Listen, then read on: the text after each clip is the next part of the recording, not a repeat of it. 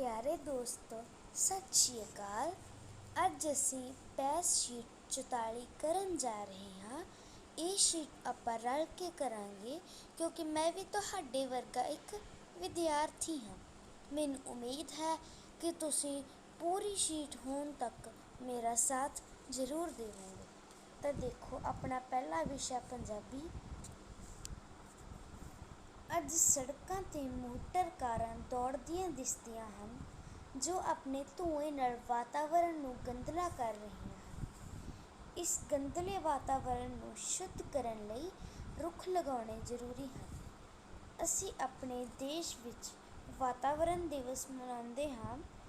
ਅਸੀਂ ਇਹ ਨਹੀਂ ਸਮਝਦੇ ਕਿ ਰੁੱਖਾਂ ਨੂੰ ਕੱਟ ਕੇ ਅਸੀਂ ਆਪਣਾ ਹੀ ਨੁਕਸਾਨ ਕਰ ਰਹੇ ਹਾਂ। ਸਾਨੂੰ ਰੁੱਖਾਂ ਦੀ ਮਹੱਤਤਾ ਸਮਝਣ ਦੀ ਲੋੜ ਹੈ। ਜਾਪਾਨੀ ਲੋਕ ਫੁੱਲਾਂ ਨਾਲ ਬੇਹੱਦ ਪਿਆਰ ਕਰਦੇ ਹਨ।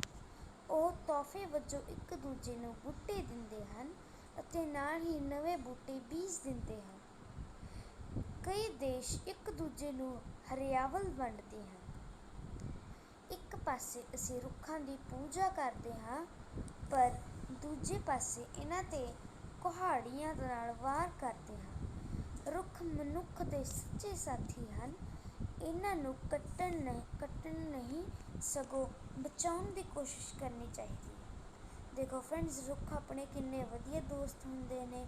ਇਹ ਆਪਣੇ ਤੋਂ ਕੁਛ ਨਹੀਂ ਰਹਿੰਦੇ, ਪਰ ਆਪਾਂ ਨੂੰ ਮੀਂਹ, ਆਕਸੀਜਨ, ਫਲ ਫਰੂਟ, ਦਵਾਈਆਂ, ਲੱਕੜ ਕਿੰਨਾ ਕੁਛ ਦਿੰਦੇ ਹਨ। ਆਪਣੇ ਲਈ ਆਕਸੀਜਨ ਬਹੁਤ ਜ਼ਰੂਰੀ ਹੈ। ਆਕਸੀਜਨ ਬਿਨਾਂ ਅਸੀਂ ਸਾਹ ਨਹੀਂ ਲੈ ਸਕਾਂਗੇ ਅਤੇ ਸਾਡੀ ਜ਼ਿੰਦਗੀ ਜਲਦੀ ਹੀ ਖਤਮ ਹੋ ਜਾਵੇਗੀ। ਪਹਿਲਾ ਪ੍ਰਸ਼ਨ, ਧੂਏ ਨਾਲ ਕੀ ਹੁੰਦਾ ਹੈ? ਵਾਤਾਵਰਣ ਸਾਫ਼, ਵਾਤਾਵਰਣ ਹਰਿਆਵਲ, ਵਾਤਾਵਰਣ ਗੰਦਲਾ। ਹਾਂ ਫਰੈਂਡਸ, ਤੀਜਾ ਆਪਸ਼ਨ ਵਾਤਾਵਰਣ ਗੰਦਲਾ ਬਿਲਕੁਲ ਸਹੀ ਹੈ, ਕਿਉਂਕਿ ਧੂਏ ਨਾਲ ਵਾਤਾਵਰਣ ਗੰਦਲਾ ਹੀ ਹੁੰਦਾ ਹੈ। ਵਾਤਾਵਰਣ ਸਾਫ਼ ਤੇ ਹਰਿਆਵਲ ਤਾਂ ਸਿਰਫ ਰੁੱਖ ਲਗਾਉਣ ਨਾਲ ਹੀ ਹੁੰਦਾ ਹੈ। ਪ੍ਰਸ਼ਨ 2, ਡੈਸ਼ ਲੋਕ ਫੁੱਲਾਂ ਨਾਲ ਬੇਹੱਦ ਪਿਆਰ ਕਰਦੇ ਹਨ? ਭਾਰਤੀ, ਚੀਨੀ, ਯੂਨਾਨੀ, ਜਾਪਾਨੀ। ਫਰੈਂਡਸ, ਆਪਣਾ ਫੋਰਥ ਆਪਸ਼ਨ ਜਾਪਾਨੀ ਬਿਲਕੁਲ ਸਹੀ ਹੈ, ਕਿਉਂਕਿ ਇਹਨਾਂ ਨੇ ਇੱਥੇ ਆਪਾਂ ਨੂੰ ਦੱਸਿਆ ਹੋਇਆ ਹੈ ਕਿ ਜਾਪਾਨੀ ਲੋਕ ਫੁੱਲਾਂ ਨਾਲ ਬੇਹੱਦ ਪਿਆਰ ਕਰਦੇ ਹਨ। ਪ੍ਰਸ਼ਨ 3, ਰੁੱਖਾਂ ਨੂੰ ਕੱਟ ਕੇ ਅਸੀਂ ਕੀ ਕਰ ਰਹੇ ਹਾਂ? ਫਾਇਦਾ, ਲਾਭ, ਨੁਕਸਾਨ। ਹਾਂ ਫਰੈਂਡਸ, ਆਪਣਾ ਤੀਜਾ ਆਪਸ਼ਨ ਨੁਕਸਾਨ ਬਿਲਕੁਲ ਸਹੀ ਹੈ, ਕਿਉਂਕਿ ਅਸੀਂ ਰੁੱਖ ਕੱਟ ਕੇ ਆਪਣਾ ਹੀ ਨੁਕਸਾਨ ਕਰ ਰਹੇ ਹਾਂ। ਪ੍ਰਸ਼ਨ 4, ਗੰਦਲਾ ਸ਼ਬਦ ਦਾ ਕੀ ਅਰਥ ਹੈ? ਸਾਫ਼, ਵਧੀਆ, ਮੈਲਾ, ਚੰਗਾ। ਫਰੈਂਡਸ, ਆਪਾਂ ਨੂੰ ਪਤਾ ਹੈ ਕਿ ਗੰਦਲਾ ਸ਼ਬਦ ਦਾ ਅਰਥ ਮੈਲਾ ਹੁੰਦਾ ਹੈ, ਤਾਂ ਆਪਣਾ ਥਰਡ ਆਪਸ਼ਨ ਮੈਲਾ ਬਿਲਕੁਲ ਸਹੀ ਹੈ। ਪ੍ਰਸ਼ਨ 5, ਪੈਰੇ ਨੂੰ ਪੜ੍ਹ ਕੇ ਕੀ ਪਤਾ ਲੱਗਦਾ ਹੈ? ਆਪਸ਼ਨ 1, ਰੁੱਖ ਮਨੁੱਖ ਦੇ ਸੱਚੇ ਸਾਥੀ ਹਨ। ਹਾਂ ਫਰੈਂਡਸ, ਆ ਬਿਲਕੁਲ ਸਹੀ ਹੈ। ਰੁੱਖਾਂ ਦੀ ਸਿਰਫ ਪੂਜਾ ਕਰੋ, ਨਹੀਂ ਫਰੈਂਡਸ, ਆ ਗਲਤ ਹੈ।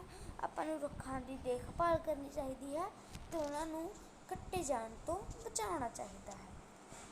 ਆਪਸ਼ਨ 3, ਰੁੱਖਾਂ ਨੂੰ ਕੱਟਣਾ ਚਾਹੀਦਾ ਹੈ। ਆਪਸ਼ਨ 4, ਰੁੱਖਾਂ ਦਾ ਕੋਈ ਲਾਭ ਨਹੀਂ ਹੈ। ਫਰੈਂਡਸ, ਆਪਸ਼ਨ 1, ਰੁੱਖ ਮਨੁੱਖ ਦੇ ਸੱਚੇ ਸਾਥੀ ਹਨ ਬਿਲਕੁਲ ਸਹੀ ਹੈ। ਅੱਗੇ ਦੇਖੋ, ਆਪਣੇ ਸਭ ਦਾ ਮਨਪਸੰਦ ਵਿਸ਼ਾ ਗਣਿਤ। ਜੇਕਰ ਇੱਕ ਦਹਾਈ ਦੇ ਬਰਾਬਰ ਹੈ, ਜੇਕਰ 10 ਵਰਗ ਦਹਾਈ ਦੇ ਬਰਾਬਰ ਹਨ ਤੇ ਇੱਕ ਵਰਗ ਇਕਾਈ ਦੇ ਬਰਾਬਰ ਹੈ, ਤਾਂ ਦਿਖੇ ਅਨੁਸਾਰ ਸੰਖਿਆ ਚੁਣੋ।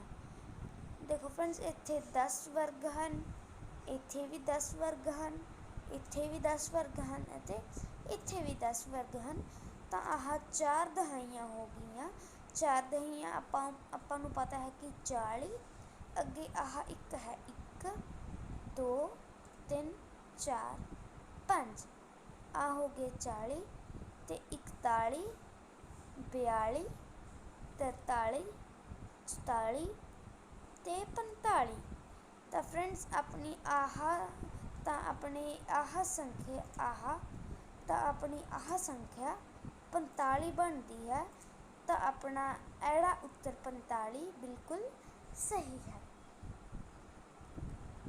ਰਵਨੀਤ, ਜੀਤ, ਸ਼ਰਨ ਅਤੇ ਰਵੀ ਨੇ ਅੰਕ 6 ਅਤੇ 3 ਨਾਲ 2 ਅੰਕਾਂ ਦੀ ਬਣ ਸਕਦੀ ਸਭ ਤੋਂ ਛੋਟੀ ਸੰਖਿਆ ਲਿਖੀ। ਕਿਸ ਨੇ ਸਹੀ ਸੰਖਿਆ ਲਿਖੀ? ਰਵਨੀਤ 60। ਫਰੈਂਡਸ ਦੇਖੋ, ਇੱਥੇ ਆਪਾਂ ਨੂੰ 3 ਅਤੇ 6 ਦਿੱਤੇ ਗਏ ਹਨ, ਪਰ ਇੱਥੇ ਆਪਾਂ ਨੂੰ 0 ਨਹੀਂ ਦਿੱਤਾ ਗਿਆ। ਤਾਂ ਪਹਿਲਾ ਆਪਸ਼ਨ ਗਲਤ ਹੈ, ਕਿਉਂਕਿ ਇਹਨਾਂ ਨੇ ਇੱਥੇ 0 ਲਗਾਈ ਹੋਈ ਹੈ। ਐੜਾ ਉੱਤਰ ਸ਼ਰਨ 36। ਫਰੈਂਡਸ ਇਹ ਬਿਲਕੁਲ ਸਹੀ ਹੈ, ਕਿਉਂਕਿ 3 ਅਤੇ 6 ਨੂੰ ਰਲ ਕੇ 36 ਹੀ ਸਭ ਤੋਂ ਛੋਟੀ ਸੰਖਿਆ ਬਣ ਸਕਦੀ ਹੈ। ਤਾਂ ਆਪਣਾ ਐੜਾ ਉੱਤਰ ਸ਼ਰਨ ਬਿਲਕੁਲ ਸਹੀ ਹੈ। ਅੱਗੇ ਦੇਖੋ, ਹੇਠਾਂ ਦਿੱਤੀਆਂ ਰੇਖਾਵਾਂ ਵਿੱਚ ਕਿਹੜੀ ਰੇਖਾ ਵਕਰ ਰੇਖਾ ਨਹੀਂ ਹੈ? ਊੜਾ, ਐੜਾ, ਈੜੀ। ਫਰੈਂਡਸ ਦੇਖੋ, ਇਹ ਸਾਰੀਆਂ ਰੇਖਾਵਾਂ ਵਿੰਗੀਆਂ ਟੇਢੀਆਂ ਹਨ, ਤਾਂ ਆਪਾਂ ਨੂੰ ਪਤਾ ਲੱਗਦਾ ਹੈ ਕਿ ਇਹ ਵਕਰ ਹਨ, ਜਦਕਿ ਈੜੀ ਰੇਖਾ ਬਿਲਕੁਲ ਸਿੱਧੀ ਹੈ, ਤਾਂ ਇਹ ਵਕਰ ਨਹੀਂ ਹੈ। ਤਾਂ ਆਪਣਾ ਈੜੀ ਉੱਤਰ ਬਿਲਕੁਲ ਸਹੀ ਹੈ। ਅੱਗੇ ਦੇਖੋ ਫਰੈਂਡਸ, ਪ੍ਰਸ਼ਨ ਚੌਥਾ, ਤੱਕੜੀ ਦੇਖ ਕੇ ਦੱਸੋ ਕਿ ਕਿਸ ਫਲ ਦਾ ਭਾਰ ਘੱਟ ਹੈ? ਦੇਖੋ ਫਰੈਂਡਸ, ਇੱਥੇ ਤੱਕੜੀ ਦਾ ਇੱਕ ਹਿੱਸਾ ਨੀਵਾਂ ਤੇ ਦੂਜਾ ਇੱਕ ਪਲੜਾ ਨੀਵਾਂ ਤੇ ਦੂਜਾ ਪਲੜਾ ਉੱਚਾ ਹੈ। ਆਪਾਂ ਨੂੰ ਪਤਾ ਹੈ ਕਿ ਉੱਚੇ ਵਾਲਾ ਪਲੜਾ ਹਮੇਸ਼ਾ ਹਲਕਾ ਹੁੰਦਾ ਹੈ। ਤਾਂ ਇੱਥੇ ਤੁਸੀਂ ਧਿਆਨ ਨਾਲ ਦੇਖੋਗੇ ਤਾਂ ਪਤਾ ਲੱਗੇਗਾ ਕਿ ਇੱਥੇ ਸਟ੍ਰਾਬੇਰੀਆਂ ਰੱਖੀਆਂ ਹੋਈਆਂ ਹਨ। ਤਾਂ ਇਸ ਫਲ ਦਾ ਭਾਰ ਸਭ ਤੋਂ ਹਲਕਾ ਹੈ, ਤਾਂ ਆਪਣਾ ਈੜੀ ਉੱਤਰ ਸਟ੍ਰਾਬੇਰੀ ਬਿਲਕੁਲ ਸਹੀ ਹੈ। ਅੱਗੇ ਦੇਖੋ, ਦਿੱਤੇ ਹੋਏ ਨਮੂਨੇ ਨੂੰ ਸਮਝੋ ਅਤੇ ਪੂਰਾ ਕਰੋ। ਚੱਕਰ, ਤਿਕੋਣ, ਵਰਗ, ਚੱਕਰ, ਤਿਕੋਣ। ਤਾਂ ਅੱਗੇ ਵੀ ਦੇਖੋ ਇੱਦਾਂ ਹੀ ਹੋਵੇਗਾ, ਵਰਗ, ਚੱਕਰ। ਫਰੈਂਡਸ ਆਪਾਂ ਨੂੰ ਪਤਾ ਹੈ ਕਿ ਇੱਥੇ ਅੱਗੇ ਵਰਗ ਤੇ ਪਿੱਛੇ ਚੱਕਰ ਆਏਗਾ। ਤਾਂ ਦੇਖਦੇ ਹਾਂ ਆਪਸ਼ਨ ਆ ਊੜਾ, ਵਰਗ, ਚੱਕਰ। ਫਰੈਂਡਸ ਆਪਣਾ ਊੜਾ ਉੱਤਰ ਹੀ ਬਿਲਕੁਲ ਸਹੀ ਹੈ, ਕਿਉਂਕਿ ਆਪਾਂ ਨੂੰ ਅੱਗੇ ਵਰਗ ਤੇ ਪਿੱਛੇ ਚੱਕਰ ਚਾਹੀਦਾ ਹੈ। ਤਾਂ ਆਪਣਾ ਊੜਾ ਉੱਤਰ ਬਿਲਕੁਲ ਸਹੀ ਹੈ। ਅੱਗੇ ਦੇਖੋ, ਆ ਗਿਆ ਆਪਣਾ subject English. Rani liked to play with toys. Rani ਨੂੰ ਖਿਡੌਣਿਆਂ ਨਾਲ ਖੇਡਣਾ ਬਹੁਤ ਪਸੰਦ ਹੈ। She had many toys in her house like cars, balls, teddy bears and dolls. ਉਸ ਕੋਲ ਉਸਦੇ ਘਰ ਬਹੁਤ ਖਿਡੌਣੇ ਹਨ, ਜਿਵੇਂ ਕਿ ਗੱਡੀਆਂ, ਗੇਂਦਾਂ, ਗੁੱਡੇ ਅਤੇ ਗੁੱਡੀਆਂ। Her favorite toy was doll.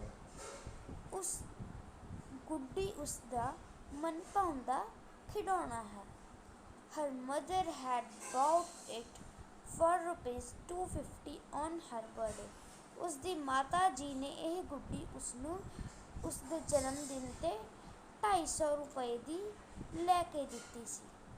She had named the doll Cherry because the doll's frock was red. ਰਾਣੀ ਨੇ ਡਾਲ ਦਾ ਨਾਮ ਚੈਰੀ ਰੱਖਿਆ, ਕਿਉਂਕਿ ਡਾਲ ਦੀ ਫਰੋਕ ਜਿਹੜੀ ਆ ਉਹ ਲਾਲ ਰੰਗ ਦੀ ਸੀ। The doll had blue eyes and it laughed when someone tickled it. ਉਸ ਗੁੱਡੀ ਦੀਆਂ ਅੱਖਾਂ ਨੀਲੀਆਂ ਸਨ ਤੇ ਜਦੋਂ ਕੋਈ ਇਸਨੂੰ ਟਿਕਲ ਕਰਦਾ ਸੀ ਤਾਂ ਉਹ ਹੱਸਦੀ ਸੀ। The doll's laugh made her very happy. ਉਸ ਗੁੱਡੀ ਦਾ ਹੱਸਣਾ ਰਾਣੀ ਨੂੰ ਬੇਹੱਦ ਪਸੰਦ ਸੀ। Rani's friends often come to her house and they played with all the toys she had. ਰਾਣੀ ਦੇ ਦੋਸਤ ਆਮ ਤੌਰ 'ਤੇ ਉਸਦੇ ਘਰੇ ਆਉਂਦੇ ਸਨ ਅਤੇ ਉਸਦੇ ਜੋ ਖਿਡੌਣੇ ਉਸ ਲਵੇ ਹਨ ਉਸ ਨਾਲ ਖੇਡਦੇ ਸਨ। ਤਾਂ ਦੇਖੋ ਫਰੈਂड्स, ਹੁਣ ਆਪਾਂ ਕਰਾਂਗੇ ਇਹਨਾਂ ਦੇ ਪ੍ਰਸ਼ਨ ਉੱਤਰ। Question 1. Which was Rani's favorite toy? Option A, car. Option B, teddy bear. Option C, ball. Option D, doll. Friends, अपना ऑप्शन डी डॉल बिल्कुल सही है, क्योंकि रानी ਨੂੰ ਗੁੱਡੀਆਂ ਨਾਲ ਖੇਡਣਾ बहुत पसंद सी। अगे देखो question number 2. What was the cost of Rani's doll? Option A, ₹135, 135 रुपये। ऑप्शन बी, ₹290, 290 रुपये। ऑप्शन सी, ₹250, 250 रुपये।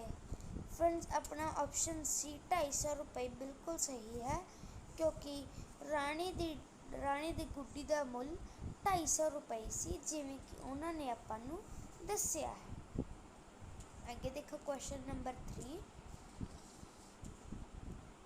Choose the rhyming word for cherry. 40, merry, dirty, January. देखो फ्रेंड्स, ਇੱਥੇ ਆਪਾਂ ਬੋਲਾਂਗੇ ਚੈਰੀ, ਪਰ ਇੱਥੇ 40 ਵਿੱਚ ਟੀ ਦੀ ਸਾਊਂਡ ਆ ਗਈ ਨਾ ਫਰੈਂड्स, ਇੱਥੇ ਵੀ ਟੀ ਦੀ ਸਾਊਂਡ ਆ ਗਈ। ਹਾਂ, ਇੱਥੇ ਪਿੱਛੇ RY ਤਾਂ ਜ਼ਰੂਰ ਹੈ, ਪਰ ਚੈਰੀ ਦਾ ਰਾਈਮਿੰਗ ਵਰਡ ਮੈਰੀ ਹੋਊਗਾ।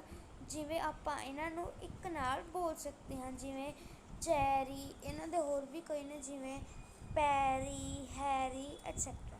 ਠੀਕ ਹੈ ਫਰੈਂड्स। क्वेश्चन नंबर 4, ਤਾਂ ਆਪਣਾ ऑप्शन बी मैरी बिल्कुल सही है। अगे देखो friends, question number 4. Which action word is used in the passage? Bring, cry. Friends, bring action word नहीं है, तो डी ऑप्शन अपना क्राई इस विच यूज़ नहीं होया। C option laugh. हाँ फ्रेंड्स, सी ऑप्शन लाफ एक एक्शन वर्ड भी है, तो पैरे विच यूज़ भी होया है, तो अपना ऑप्शन सी लाफ बिल्कुल सही है। अगे देखो question number 5. Which of these is not a preposition? To, which, on, they. Friends, ਆਪਾਂ ਨੂੰ पता है कि टू, विथ ते ऑन प्रपोजिशंस हैं, पर दे कोई प्रपोजिशन नहीं है, दे एक प्रोनाउन है। ओके फ्रेंड्स, तो अपना ऑप्शन डी दे बिल्कुल सही है। अगे देखो विषय हिंदी. सड़क के किनारे एक बरगद और एक आम का पेड़ था। आम के पेड़ पर रसीले एवं मीठे आम लगते थे। सभी लोग उसकी छाँव में विश्राम करने के साथ साथ उसके मीठे फलों का भी आनंद लेते थे। बूढ़े बरगद की तरफ तो कोई ध्यान ही नहीं देता था। धीरे धीरे आम के पेड़ को अपने ऊपर बहुत घमंड हो गया। एक दिन वह बरगद के पेड़ से बोला, देखा, हर व्यक्ति मुझे और मेरे स्वादिष्ट फलों की ही पसंद करता है, तुम्हें तो कोई पूछता भी नहीं। यह सुनकर बरगद का पेड़ बोला, इतना घमंड अच्छा नहीं। प्रत्येक वस्तु का अपना एक विशेष महत्व होता है। इसके अगले ही दिन कुछ शरारती बच्चों ने उस घमंडी पेड़ के सारे आम तोड़ डाले और टहनियों एवं पत्तों को भी बहुत नुकसान पहुंचाया। अब आम का पेड़ बहुत ही भद्दा लग रहा था। उसकी ऐसी स्थिति देखकर बरगद का पेड़ बोला, देखा, आज तुम्हारी खूबसूरती ही तुम्हारे लिए मुसीबत बन गई, जबकि मैं अब भी वैसे ही सुरक्षित खड़ा हूँ। इसलिए हमेशा विनम्रता के साथ ही रहना चाहिए। फ्रेंड्स, इस पैरे तो अपन पता लगता है कि अपन कदे खुद ते घमंड नहीं करना चाहिए ते दूसरों का मजाक नहीं उड़ाना चाहिए। अगे देखो इसके प्रश्न उत्तर। प्रश्न 1, गद्यांश के अनुसार घमंडी पेड़ कौन सा था? बरगद का, आम का। फ्रेंड्स अपना ऑप्शन ख आम का बिल्कुल सही है, क्योंकि आम का पेड़ बहुत घमंडी था। प्रश्न 2, बरगद और आम का पेड़ कहाँ पर लगे थे? बगीचे में, नदी किनारे, सड़क के किनारे। फ्रेंड्स अपना ऑप्शन ग सड़क के किनारे बिल्कुल सही है, क्योंकि आम और बरगद के पेड़ सड़क के किनारे लगे थे। आगे देखिए प्रश्न 4, तुम्हारी खूबसूरती ही तुम्हारे लिए मुसीबत बन गई, यह शब्द किसने किसको कहे? क, आम के पेड़ ने बरगद के पेड़ को, बरगद के पेड़ ने आम के पेड़ को, बच्चों ने आम के पेड़ को, बच्चों ने बरगद के पेड़ को। फ्रेंड्स अपना ऑप्शन क आम के पेड़ अपना ऑप्शन ख बरगद के पेड़ ने आम के पेड़ से बिल्कुल सही है। प्रश्न 5, निम्नलिखित वाक्य में किस शब्द में संयुक्त व्यंजन का प्रयोग किया गया है? साइकिल पत्थर से टकरा गया। फ्रेंड्स इत्थे आपां नूं पता है कि पत्थर 'च आधा त और आधा थ लगा है, ਤਾਂ ਇਹ रल के एक आवाज़ बनाते हैं। तो अपना ऑप्शन ग पत्थर बिल्कुल सही है। अगे देखो अपना विषय वातावरण सिक्ख्या। प्रश्न 1, विक्रम दे परिवार विच हरेक मैंबर इस सारणी अनुसार काम करता है। परिवारक मैंबर कम, दादा जी खेती का काम करते हैं, दादी जी पशुओं की देखभाल करते हैं, पिता जी स्कूल अध्यापक हैं और माता जी खाना बनाते हैं। सही कथन देख के निशान लगाओ। माता जी मर्दां की देखभाल करते हैं। फ्रेंड्स ये बिल्कुल गलत है, क्योंकि पशुओं की देखभाल दादी जी करते हैं। दादाजी स्कूल अध्यापक हैं। फ्रेंड्स ये भी गलत है, क्योंकि दादाजी खेती का काम करते हैं और पिता जी स्कूल अध्यापक हैं। माता जी खाना बनाते हैं। फ्रेंड्स ये अपना बिल्कुल ठीक है, क्योंकि माता जी खाना बनाते हैं। तो अपना ऑप्शन 3 माता जी खाना बनाते हैं बिल्कुल सही है। अगे देखो प्रश्न 2, सोनू दे पिता जी पत्तियां की खाद तैयार करना चाहते हैं, की करना चाहिए है? पत्तियां नूं अग लगा देनी चाहिए है। फ्रेंड्स ये बिल्कुल गलत है, पत्तियां नूं टोए विच दब देना चाहिए है। हाँ फ्रेंड्स ये बिल्कुल सही है, पत्तियां नूं टोए विच दबण नाल थोड़े दिनों तक वो गल जाते हैं ते उन्हां दी एक बहुत वधिया खाद तैयार हो जाती है। अगे देखो प्रश्न 3, भोजन खराब क्यों हो जाता है? सूक्ष्म जीवां करके। फ्रेंड्स अपना ऑप्शन 1 सूक्ष्म जीवां करके बिल्कुल सही है। सूक्ष्म जीव बहुत ही छोटे छोटे जीव होंदे हन, जो कि आपां नूं अपणियां अखां नाल नहीं देख सकते। तुसीं इदां लगा लो कि एक बिंदु दे विच ही ਲੱਖਾਂ ਕਰੋੜਾਂ सूक्ष्म जीव हो सकते हैं। तो बहुत छोटे छोटे सूक्ष्म जीवां नाल भोजन खराब हो जाता है। अगे देखो प्रश्न 4, डाकखाना साडे लई लाभदायक है, क्योंकि सानू इत्थे सहूलतां मिलदियां हन। फ्रेंड्स इत्थे डैश ते इत्थे आपां नूं डैश सहूलतां मिलदियां हन। डाक भेजनी ते प्राप्त करनी। फ्रेंड्स बिल्कुल ठीक है। पैसे जमा करवाने। फ्रेंड्स ये भी बिल्कुल ठीक है। थर्ड ऑप्शन उपरोक्त दोवें ठीक हैं।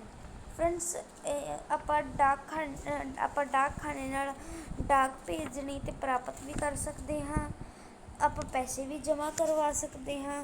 तो अपना इस हिसाब नाल ऑप्शन 3 उपरोक्त दोवें ठीक हैं, बिल्कुल सही है।